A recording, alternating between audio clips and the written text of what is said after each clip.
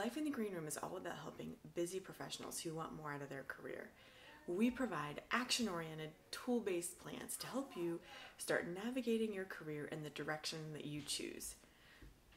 Career Pro Tips is a weekly video series where each week we dive into a specific topic and provide you tactics, tips, and strategies that you can take right away, especially if it's an issue that's resonating with you right now in your career. My name is Heather Green McLinn, and I'm the Vice President of Marketing at a Fortune 500 company. I have used these tools to help me navigate my career. I have seen my peers and I have seen my colleagues and my team use them, and I know that they can help you take ownership of your career. So let's dive in to episode 19. This week's episode is all about finding an accountability partner. So an accountability partner is not something that's going to resonate with everyone, but if it does resonate with you, you can probably find some great ways to leverage this tip to help you own your career. So an accountability partner is all about identifying somebody who can help you achieve your professional goals, and you're going to help them too. It's a reciprocal relationship.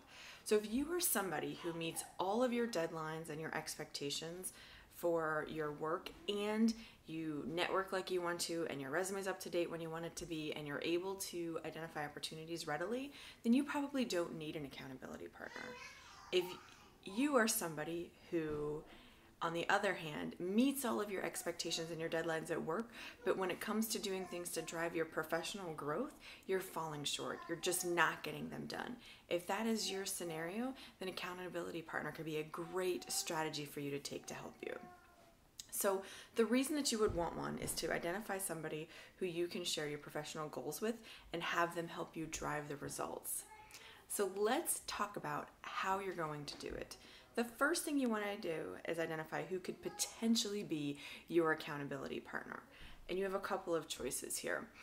I want you to think about a good fit for you professionally, somebody you feel comfortable sharing your goals with, somebody that you trust, somebody that you can meet with regularly and they will challenge you and push you, but somebody who is not going to let you off the hook. So examples of people who are not going to be a great fit for you is your best friend or your spouse.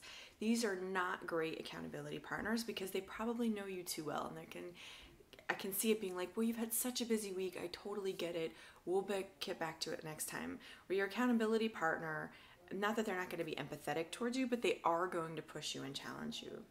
I also don't think your boss is a great fit. You already have enough dynamic with them working on your goals and objectives for work that I would not choose that person.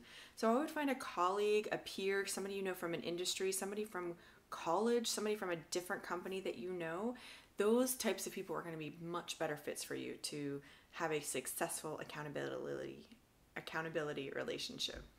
So once you have a few people in mind, the next thing I want you to do is to identify the rules of the road or potential rules of engagement for your accountability partner relationship. So this is a sketch or an outline, but talk about how you would like to interact with that person. Would you like to meet with them every Friday on the phone for 15 minutes and talk about this work that you've done? Would you rather meet with them every 2 weeks or once a month, but do it in person at a Panera Bread where you can really dive into the issues? Figure out what kind of cadence is going to be preferred for you. Also, figure out the type of agenda that you would like. A very simple and appropriate agenda is every time we meet, I'm going to cover what I've done since our last session and what I have on the plan for the next session. It can be as simple as that. And during that meeting, you would cover your area and your accountability partner would cover theirs. And you guys can ask questions and push each other to make sure you're driving to the right timelines. So now that you have thought about who your accountability partner could be, and you've thought about the rules of the road for your accountability partner relationship, it's time to find somebody. So go back to that list and ask somebody to be your partner. You can explain to them at a high level what you're asking them to commit to and why, and see if you can find somebody who buys into that. Please don't stop if you get a no with the first person that you ask. Honestly, if you get a no, that's a great thing, because that means they are being honest with you and they're not just doing it because they want to help you out. If you get somebody in there who says yes just out of obligation, you're probably not going to have the best relationship. So if you get a no, that's great. It means you didn't find the right fit and they knew it right away. Go on to the next person and you will find somebody. There are lots of people out there who want to take ownership of their career and they don't know how. And you just got to find the person who's a fit for you and you guys can start. Once you've gotten a yes from somebody, then go over your rules of the road. You might need to make a few tweaks to make sure that they work for both of you, solidify them, and get started. Have your first session, go over your big goals and what you're going to chip away at each time. I would love to say a great tip is to text each other or send notes in the middle. In the interim, check in, make sure, especially if you're not meeting until once a month, make sure you're making the right progress along the way. I would suggest setting this relationship up to be about 6 months to see how it goes. I think that's a great amount of time, and I really want you to pause throughout, and especially at the end of 6 months, and be proud of what you did in 6 months. You're going to be blown away by how much you can actually accomplish in a short amount of time when you work on it diligently and you have a partner who's going to hold you accountable for it. I can't wait to hear how you've used accountability partners to help drive your career. Let me know below what's worked and what hasn't for you. Until next week, here's to owning your career journey.